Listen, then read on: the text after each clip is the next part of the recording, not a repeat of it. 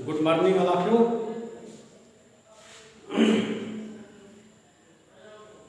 लहासा की ओर नामक पाठ का तीसरा चरण, जिसके लेखक राहुल सांकृत्यायन जी हैं। ध्यान से देखिए। वह राहुल सांकृत्यायन जी नेपाल से तिब्बत जाने वाले रास्ते पर जाते समय अपने मित्र सुमित के साथ कुछ यजमानों के घर जाना चाहते हैं। जब वह घर जाना चाहते हैं तो हमने सोचा भी वहाँ जा रहे हैं, वहाँ से लौटने में काफ़ी टाइम लगा देंगे, इससे रास्ते में और विलम्ब होगा। मैंने कहा कि वहाँ आप मत जाइए, बल्कि उनके गंडे में से कपड़े का रक्षा जो होता है उसको बांधने वाला प्रसाद उसको यहीं दे दीजिए, हम इसका पैसा वहाँ दे देंगे।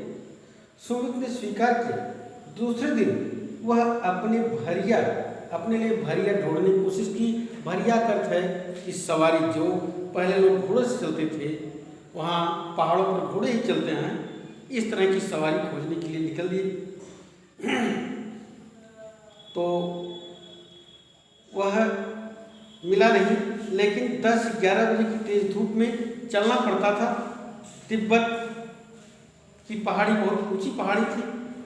थोड़े से मोटे कपड़े अगर सिर पर रख करके ढक लेते हैं तो शायद सूर्य से मिलने वाली गर्मी जो है, तपन, वह कम हो जाती।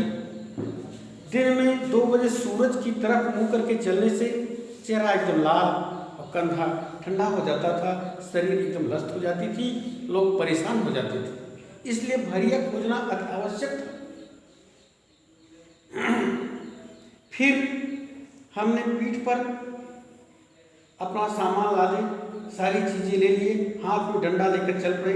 यद्यपि सुमित के परिचित तिंकरी में रहते थे। तिंकरी एक वहाँ स्थान है जहाँ उनके मित्र रहते थे, उनके परिचित रहते थे, लेकिन वह एक और यजमान से मिलना चाहते थे।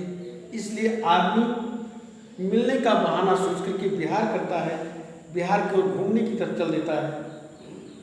तिब्बत की जमीन बहुत अधिक छोटे बड़े जागीरदारों में बटी थी। जागीरदार में वहाँ के छोटे छोटे रियासतों में बटी थी। इन जागीरों का जागीरदार कुछ खेती खुद भी करते थे, जिसके लिए मजदूर बेगार में मिल जाते थे। खेती का इंतजाम देखने के लिए वहाँ एक भिक्षु को भेजा जाता था। माने खेती का मैनेजमेंट भी भिक्षु के हाथ में था। वहाँ के जमींदार स्वयं खेती भी देखने नहीं जाते थे।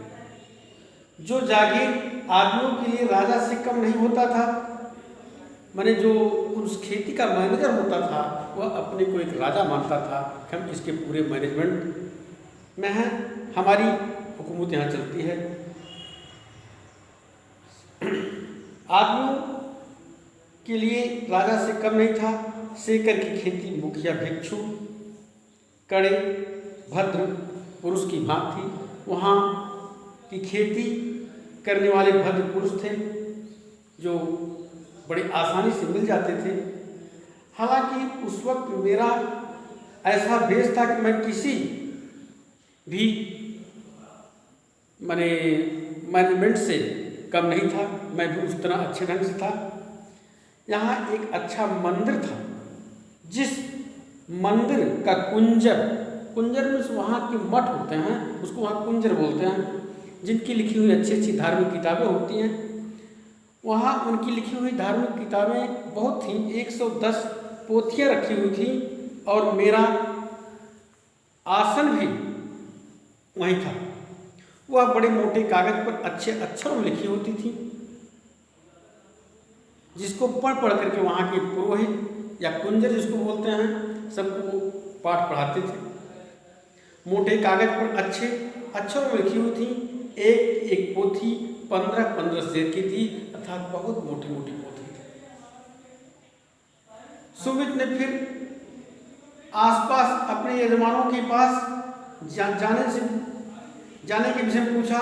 मैं अब पुस्तकों के भीतर था, इसलिए मैंने उन्हें जाने के लिए कह दिया।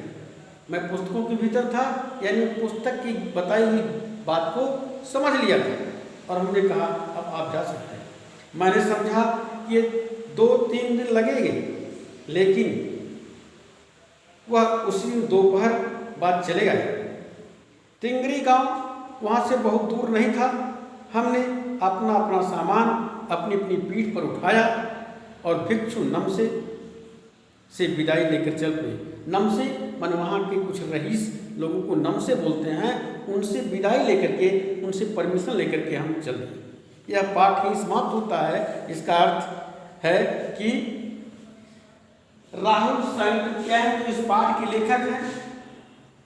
तिब्बत से नेपाल जाने वाले रास्ते पर चल रहे हैं। रास्ते पर देशाटन में भ्रमण करते समय वहाँ के जो दृश्य दिखाई देते हैं, उन दृश्यों का वर्णन आपको मौखिक रूप से इस किताब के माध्यम से, इस पाठ के माध्यम से बताया जाता है।